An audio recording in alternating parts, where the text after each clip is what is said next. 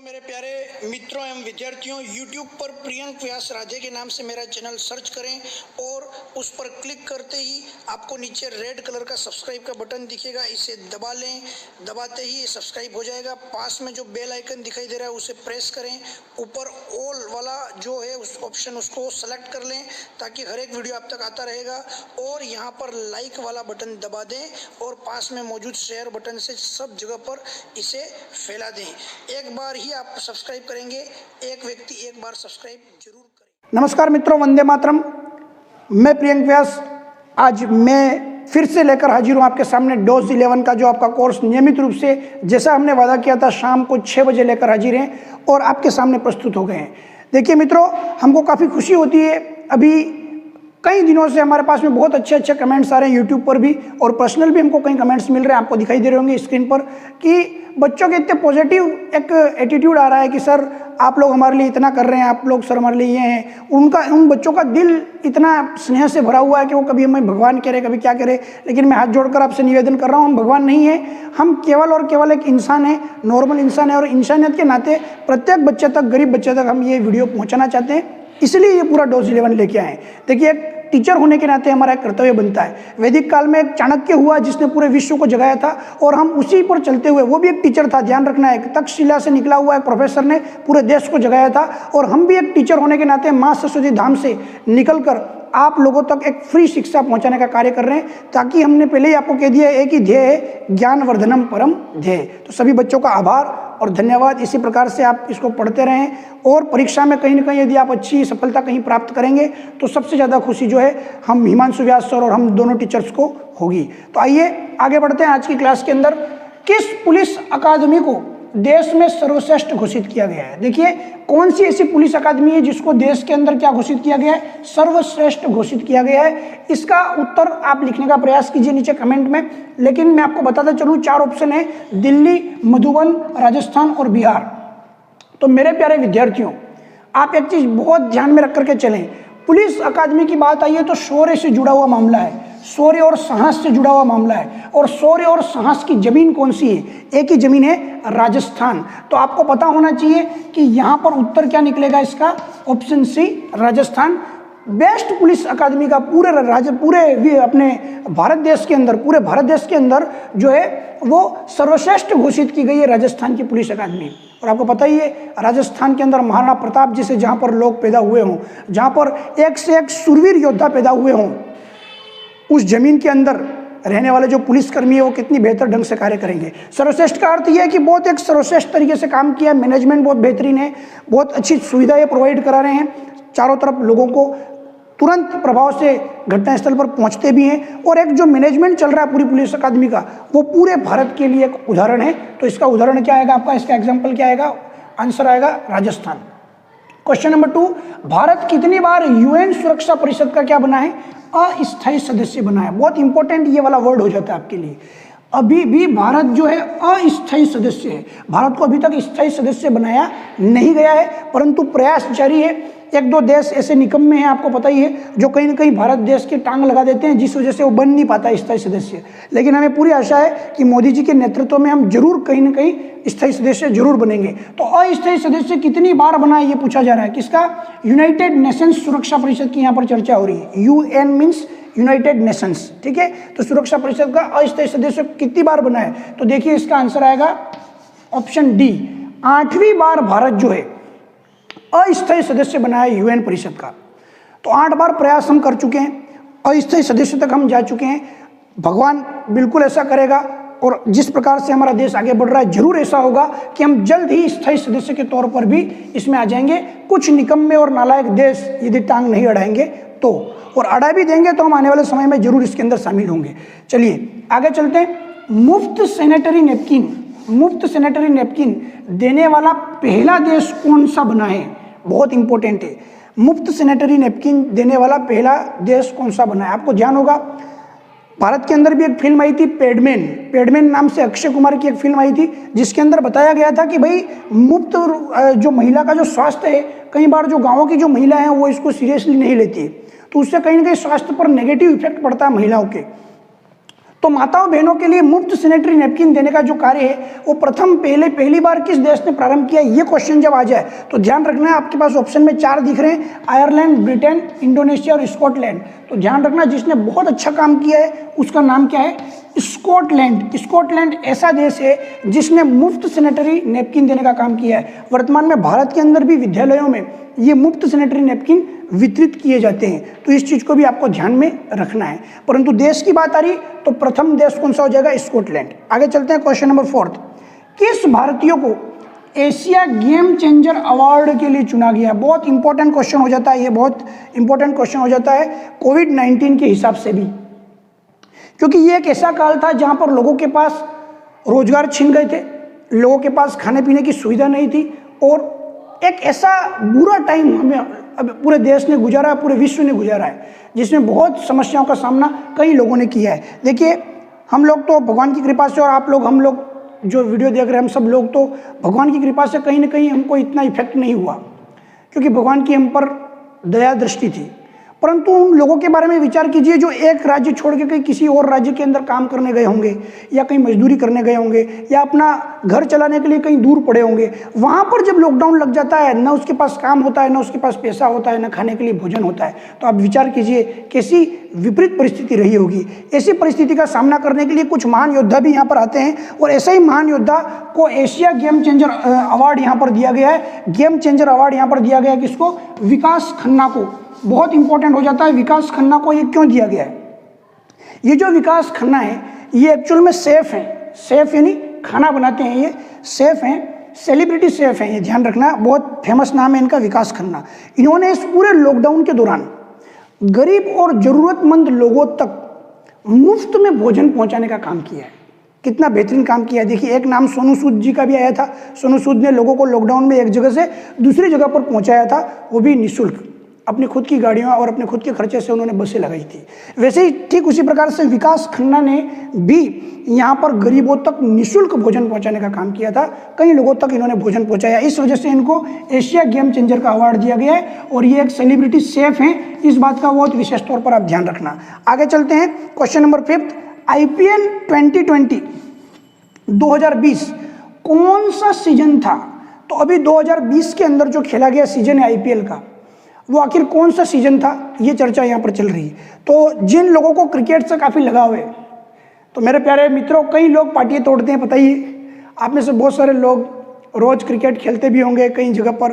कई लोग घर पे ही शुरू हो जाते हैं, कहीं छत में ही शुरू हो जाते हैं, कहीं गलियों में शुरू हो जाते हैं, कहीं ग्राउंड के अंदर खेल रहे हैं। तो क्रिकेट का बड़ा लगाव है ना। तो उस क्रिकेट की चर्चा करूँ तो क्रिकेट का ये उत्तर जरूर बच्चों को आ रहा होगा। ईमानदारी से नीचे कमेंट सेक्शन में लिख देना आप। इसका सही उत्तर है नंबर 13। 13वां IPL था अभी 2020 में। 13वां IPL मतलब आप समझ लो 13 साल से चला आ रहा है, हर साल आयोजित लगभग होता है, ठीक है। तो यहाँ पर ये 13वां सीजन था, और इस सीजन का जो विजेता है वो कौन है, मुंबई इंडियंस। मुंबई इंडियंस ने चौथी बार यहाँ पर ट्रॉफी पर कब्जा किया है, चेन्नई सुपर किंग्स को हराकर। तो इस चीज़ को ध्यान रखना, दोनों फाइनल में टकराए थे, मुंबई इंडियंस यहाँ पर जीता था। कौन से नंबर पर, चौथी बार उसने कब्जा किया है, चौथी बार कब्जा किया है इस ट्रॉफी पर। और आपको पता ही है कि ये नीता अंबानी की टीम है, जो मुकेश अंबानी की वाइफ है, उनकी टीम है, उन्होंने यहाँ पर कब्जा किया। आगे चलते हैं नंबर 6 पर, महिलाओं की सुरक्षा हेतु सेफ सिटी प्रोजेक्ट किस राज्य ने शुरू किया है। बहुत इंपॉर्टेंट, आखिर वो कौन सा राज्य है, कौन सी स्टेट है जिसने महिलाओं को सेफ्टी देने के लिए ये सेफ सिटी प्रोजेक्ट शुरू किया है। तो ध्यान करो, एक वो राज्य जिस राज्य का मुख्यमंत्री जैसे ही मुख्यमंत्री पद की शपथ ली और दूसरे दिन से एक कार्यक्रम चला दिया था, मन चोरों को ठिकाने लगाना। तो आपने देखा होगा वहाँ पुलिसें लगाई गई थी। जो लोग कॉलेजों के बाहर, कहीं निठल्ले और निकम्मे लड़के होते हैं ना, कॉलेजों के बाहर, स्कूलों के बाहर सीटी मारने का काम करते हैं, बालिकाओं को छेड़ने का काम करते हैं, उनके लिए उन्होंने पुलिस लगाकर और भगाने का काम किया था। वहीं से पता लग गया था कि वो सेफ्टी कौन दे सकता है। एक ही प्रदेश है, नाम क्या है, उत्तर प्रदेश। उत्तर प्रदेश में आपको पता ही है महिला सुरक्षा को लेकर और लॉ एंड ऑर्डर को लेकर कितने सख्त हैं वहाँ पर योगी जी। तो ये इसका उत्तर जाएगा क्या, उत्तर प्रदेश। तो मित्रों आइए चलते हैं नेक्स्ट क्वेश्चन पर। नंबर 7 पर आपको दिया जा रहा है दिल्ली मेरी दिल्ली। जैसा कि वादा किया था हिमांशु व्यास सर ने आपको कि एक बुक हम आपके लिए जरूर लेके आएंगे, तो आपको दिख रहा है दिल्ली मेरी Delhi before and after 1998 book की लेखिका? तो देखिए यहाँ से इस बुक के नेम से ही आपको उत्तर मिल जाएगा। 1998 में ऐसा क्या है, यानी 1998 से पहले और 1998 के बाद जो दिल्ली मेरी दिल्ली वाली बात जो आ रही है, वो आपको पता है दिल्ली से एक ही व्यक्ति का नाम जुड़ता है। नाम क्या है उसका? शीला दीक्षित। शीला दीक्षित जी जो है वो लगातार 15 साल तक दिल्ली की क्या रही है? मुख्यमंत्री रही है। कब से कब बनी थी? 1998 में बनी थी और 3 बार लगातार वो क्या बनी है? दिल्ली की मुख्यमंत्री बनी है। 1998 से लेकर 2013 तक उन्होंने पूरा कार्यकाल यहाँ पर संभाला है। तो इसलिए उन्होंने क्या कहा, 98 से पहले की दिल्ली और उसके बाद की दिल्ली का जिक्र उन्होंने किया है। उसमें उनके अपने खुद के कार्यकाल की भी वहाँ पर बात की है। 2013 से फिर आपको पता है केजरीवाल का वहाँ पर अभी लगातार शासन चल रहा है। तो दिल्ली मेरी दिल्ली के लिए 1998 की आपको बात ध्यान रखनी है। लगातार 3 बार मुख्यमंत्री रही है, 15 साल तक रही है। तो आंसर क्या हो जाएगा? शीला दीक्षित। और अभी हाल ही में देहांत भी उनका हो चुका है। चलिए आगे हम बात करते हैं। अंतर्राष्ट्रीय साक्षरता दिवस कब मनाया जाता है? अंतर्राष्ट्रीय साक्षरता दिवस कब मनाया जाता है? तो मेरे प्यारे विद्यार्थियों, आप लोग जब टीचर्स दिवस कब मनाते हो? बताओ बताओ बताओ बताओ। 5 सितंबर को। 5 सितंबर को आप टीचर दिवस मनाते हैं, है ना, यानी कि शिक्षक दिवस मनाते हैं। और शिक्षक दिवस आप 5 सितंबर को जब मनाते हो डॉक्टर सर्वपल्ली राधाकृष्णन जी के जन्म दिवस के उपलक्ष्य में, तो 5 सितंबर को याद करने की ट्रिक बता रहा हूँ मैं आपको। 5 सितंबर को आपने शिक्षक दिवस मनाया तो शिक्षक ने आपको क्या दिया? आशीर्वाद दिया। आशीर्वाद दिया तो आशीर्वाद आपने कब तक प्राप्त किया? 3 दिनों तक आपने लगातार शिक्षक का मार्गदर्शन प्राप्त किया। उससे आपको साक्षरता प्राप्त होगी, ज्ञान प्राप्त होगा। तो ध्यान रखना, 5 सितंबर को शिक्षक दिवस मना लिया, उसके बाद आप साक्षर हो जाएंगे। तो कब साक्षर हो जाएंगे? 3 दिन बाद, यानी 8 सितंबर को क्या आता है? अंतर्राष्ट्रीय साक्षरता दिवस आता है। यानी इजीली ध्यान रख लेना, 5 सितंबर शिक्षक दिवस, शिक्षक ने आपको ज्ञान दिया, 3 दिन में आप होशियार हो गए। और वैसे ही इतने प्यारे गोल मटोल और प्यारे से बच्चे और रसगुल्ले जैसे, तो 8 सितंबर इसका उत्तर आएगा। आगे चलते हैं। राजस्थान के किस व्यक्ति द्वारा विश्व का सबसे बड़ा रावण हत्ता वाद्य यंत्र बनाया गया है? देखिए रावण हत्ता का चित्र जो है आपको स्क्रीन पर दिखाई दे रहा है। ये कटे हुए आधे नारियल के ऊपर चमड़ा चढ़ाकर उसके ऊपर वायलिन नुमा एक संरचना बनाई जाती है, आपको स्क्रीन पर दिखाई दे रहा है। तो ये वायलिन नुमा संरचना बनाई जाती है जिसको आराम से हत्थे के माध्यम से ऐसे बजाया जाता है। इसके पीछे एक पौराणिक कथा ये भी जुड़ी हुई है मेरे प्यारे विद्यार्थियों, कि भगवान हनुमान जी जब गए थे श्रीलंका, रावण का बैंड बजा के आए थे, पता है आपको, पूरी लंका जला के आए थे। तो भगवान हनुमान जी जब लंका गए थे तो लंका से वापस लौटते समय वो वहाँ से एक ये चीज़ लेके आ गए थे। तो इसलिए इसका नाम क्या रख दिया है? रावण हत्ता इसका नाम रख दिया गया है। लोग वायलिन अब बजा रहे हैं, फिल्मों में खड़े होकर शाहरुख खान ऐसे ऐसे वायलिन बजाता रहता है ससुरा, उसको पता ही नहीं है कि भाई हमारे हनुमान जी जो है ना वो कई हजारों लाखों साल पहले ही रावण हत्ता लेके आ गए थे, जो कि भारत का प्राचीन वायलिन के नाम से जाना जाता है। ठीक है, तो इसका जो उत्तर है वो देखिए, यहाँ पर कई लोग कभी कभी एग्जाम के अंदर तुक्के कैसे लगाते हैं, कई लोग देखिए कुछ तुक्के ऐसे लगाते हैं, यहाँ भी राठौड़ लिखा है, यहाँ भी राठौड़ लिखा है, यहाँ भी राठौड़ लिखा है। फिर कई बच्चों को लगता है हाँ ये 3 तो राठौड़ हैं, एक अलग दिख रहा है नयन शर्मा, तो वो क्या करते हैं? आंख बंद करके नयन शर्मा पे टिक लगाते हैं। अरे नालायको, वो ऐसे ही फंसाता है, बिल्कुल गलत हो जाएगा नयन शर्मा। इसका सही उत्तर क्या है? प्रवीण सिंह राठौड़। ध्यान रखना, प्रवीण सिंह राठौड़ इसका उत्तर होगा। स्वाति राठौड़ के बारे में तो आपको बता ही रखा था हिमांशु व्यास सर ने, है ना, तो सारी चर्चा यहाँ पर हो गई। पवन सिंह राठौड़ और नयन शर्मा का कोई लेना देना नहीं है, प्रवीण सिंह राठौड़ इसका उत्तर होगा। यहाँ पे भी प्रवीण ध्यान रखना, ये पवन लिखा है, ये प्रवीण इसका उत्तर होगा। आगे चलते हैं। वर्तमान में राजस्थान के वित्त मंत्री कौन है? बहुत इंपॉर्टेंट क्वेश्चन है। वित्त मंत्रालय अभी वर्तमान में किसके पास है? तो देखो 4 ऑप्शन को देख करके पता लगाओगे आप। सचिन पायलट हो नहीं सकते, पहले प्रदेशाध्यक्ष थे, ठीक है, परंतु बाद में हटा दिए गए। आपको पता है इनके बीच में काफ़ी खिंचतान हुई तो हटा दिए गए।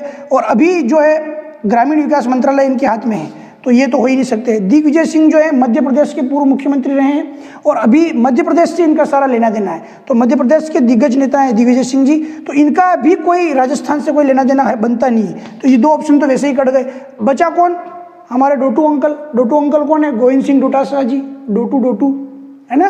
तो शिक्षा मंत्री के नाम से जाने जाते हैं, तो शिक्षा मंत्री है इसलिए इनका भी कोई लेना देना नहीं है। और प्रदेशाध्यक्ष भी हैं कांग्रेस के। पायलट साहब किसके कुर्सी से तो ये बैठे, तो इसलिए आप ध्यान रखो कि वो भी हो नहीं सकते। वित्त मंत्रालय खुद मुख्यमंत्री अशोक गहलोत जी ने अपने पास रखा है। वित्त मंत्रालय भी इनके पास है और गृह मंत्रालय भी इनके पास है और मुख्यमंत्री तो है ही, बोलो 3 मंत्रालय लेके बैठे हैं इधर। इनके बारे में तो आपको पता ही है। आगे चलते हैं। देश का पहला आयुर्वेदिक कोविड-19 केयर सेंटर किस राज्य में खोला गया? बहुत इंपॉर्टेंट क्वेश्चन बन जाता है कोविड-19 के लिहाज से, करंट जीके में पूछा जा सकता है। पहला आयुर्वेदिक, आपको पता है आयुर्वेद के अंदर भारत जो है बहुत प्राचीन काल से, चरक और सुश्रुत काल से ही आयुर्वेद के बारे में, पतंजलि के काल से लगातार चला आ रहा है ना। ऋषि पतंजलि हुए हमारे यहाँ, चरक सुश्रुत जैसे लोग हुए, तब से ये चला आ रहा है। तो आयुर्वेद में कोविड-19 केयर सेंटर के किस राज्य में खोला गया ये पूछा जा रहा है आपको। तो देखिए इसका उत्तर आपका आएगा गुजरात। क्या उत्तर आएगा इसका? गुजरात। अब इससे रिलेटेड मैं आपको एक कहानी सुना देता हूँ। ये जो कोविड-19 केयर सेंटर है, इसके अंदर वैक्सीन की जो बातें होती है, तो ये वैक्सीन वाला जो बात है, ये वैक्सीन वर्ड आया कहाँ से? देखिए लगभग 200-250 साल पहले एडवर्ड जेनर नाम के व्यक्ति ने ये वैक्सीनेशन की खोज, टीके की खोज कैसे हुई उसके बारे में बता रहा हूँ, क्योंकि आजकल लगातार टीके चल रहे हैं ना, कोरोना टीका, ये टीका, वो टीका, और बच्चों को लगाए जाते हैं बचपन में भी। तो एडवर्ड जेनर जो था, उसने देखा कि उस समय एक रोग फैल रहा था काउपिक्स नाम से, जो कि गायों से लोगों के अंदर फैल रहा था। लेकिन उसने ये एक बहुत अद्भुत बात देखी कि गायों से जब लोगों में फैल रहा है तो गायों के साथ 24 घंटे रहने वाले जो ग्वाले हैं उनमें जल्दी फैलना चाहिए, परंतु ऐसा हुआ नहीं। वहाँ पर गायों के साथ 24 घंटे रहने वाले ग्वालों के अंदर कोई काउपिक्स का सिम्टम्स नहीं मिला। तो उसने इस विषय पर शोध किया, तो उसको पता लगा कि भाई ये लगातार उस वायरस के संपर्क में थे, जिस वजह से उस वायरस का उनके ऊपर कोई इफेक्ट नहीं हुआ। तो यहीं से उसने दिमाग लगाया, वैक्सीन या नाम रखा, और वहीं से आपका नाम आया वैक्सीन, ठीक है, टीका नाम आया। लेकिन अगर हम देखें, लोग केवल ये जानते, यही प्रचारित किया जाता है कि भाई एडवर्ड जेनर ने टीके के बारे में बताया, एडवर्ड जेनर ने टीके के बारे में बताया, लिखना भी हमको जनरल नॉलेज में वही होता है। लेकिन भारत अपनी संस्कृति के बारे में पहचाने, लगभग 2300-2400 साल पहले, आज से 2300-2400 साल पहले मौर्य काल के दौरान चाणक्य जी जो थे, चाणक्य चंद्रगुप्त मौर्य को जब उन्होंने राजा बना दिया था, सड़क से उठा के राजा तक पहुंचा दिया था। और चाणक्य एक प्रोफेसर थे, मैंने अभी आपको बताया कि एक शिक्षक काफ़ी होता है पूरी सत्ता पलटने के लिए, तख्ता पलट करने के लिए एक शिक्षक काफ़ी होता है। तो घनानंद का राज्य उन्होंने हटा दिया था और उसकी जगह पर एक सामान्य से एक व्यक्ति को उन्होंने लाकर, चंद्रगुप्त मौर्य को रोड से ला करके और कहाँ बिठा दिया था, योग्य बना के कहाँ बिठा दिया था, सत्ता पे। तो उनको डर था कि इस चंद्रगुप्त मौर्य को कोई ना कोई जहर दे के मार देगा, इसलिए वो धीरे धीरे क्या करते थे, बहुत कम मात्रा में, बहुत ही कम और सूक्ष्म मात्रा में, थोड़ा थोड़ा उनको रोज खाने के अंदर वो क्या दे रहे थे, विष दे रहे थे। अब आप सोच रहे होंगे कि यार ये तो चाणक्य गलत कर रहे थे। अरे भैया, आज की जो वैक्सीन है वो काम वो उस समय कर रहे थे। थोड़ी थोड़ी मात्रा में जब वो विष देने लगे तो शरीर के अंदर, चंद्रगुप्त मौर्य के शरीर के अंदर उस जहर के प्रति क्या हो गई, एंटीबॉडी उत्पन्न हो गई। और उस एंटीबॉडी के माध्यम से अब चंद्रगुप्त मौर्य को कोई भी विष दे दो, उस विष का प्रभाव चंद्रगुप्त मौर्य पर होने वाला नहीं था। यही कारण है कि चंद्रगुप्त मौर्य के कई शत्रुओं ने कई बार विष दे के मारने की कोशिश की, लेकिन चंद्रगुप्त मौर्य के ऊपर कुछ नहीं हुआ। और इसके पीछे कौन जिम्मेदार थे? चाणक्य ने ऐसी बुद्धि का प्रयोग, ऐसी वैक्सीनेशन का प्रयोग उस समय कर रखा था। कब? 2400 साल पहले, जब वैक्सीन और टीके के बारे में कोई नहीं जानता था, तब चाणक्य ने बता दिया था कि भाई वैक्सीनेशन किस प्रकार से होता है। आज की तारीख में भी वही होता है, हमारे अंदर सूक्ष्म मात्रा में वैक्सीनेशन के रूप में एक वायरस पहुंचाया जाता है, जिससे हमारे शरीर की एंटीबॉडी उसके प्रति एक्टिव होती है। एक्टिवेट होने के बाद जब कोई दूसरा वायरस हमारे पर इफेक्ट करेगा, या वो वायरस कभी भी इफेक्ट करेगा, तो कोई परेशानी हमको नहीं होगी। तो ये बहुत एक महत्वपूर्ण बात है, हमारे देश के गौरव की बात है। तो मेरे प्यारे विद्यार्थियों, यहाँ पर ये आपकी आज की क्लास समाप्त होती है। सबसे महत्वपूर्ण बात, प्यारे प्यारे गोल मटोल बच्चे हों, आपके लिए हम लगातार इतनी मेहनत कर रहे हैं बैक स्टेज पे, तो नियमित रूप से सभी बच्चों तक इस वीडियो की लिंक पहुँचाएं, ताकि अधिक से अधिक प्रत्येक बच्चे तक जो है इसकी सूचना पहुँचे। ज़्यादा से ज़्यादा शेयर करें और लाइक करने के साथ साथ नीचे कमेंट सेक्शन में ज़रूर लिखें कि आपको हिमांशु व्यास सर की और हमारी मेहनत कैसी लग रही है, ताकि हम लगातार और भी सीरीज लेकर, अच्छे अच्छे क्वेश्चन लेकर आपकी सुविधा के लिए आते रहेंगे। तब तक धन्यवाद। वंदे मातरम, भारत माता की जय। कल मुलाकात होगी फिर से शाम 6 बजे।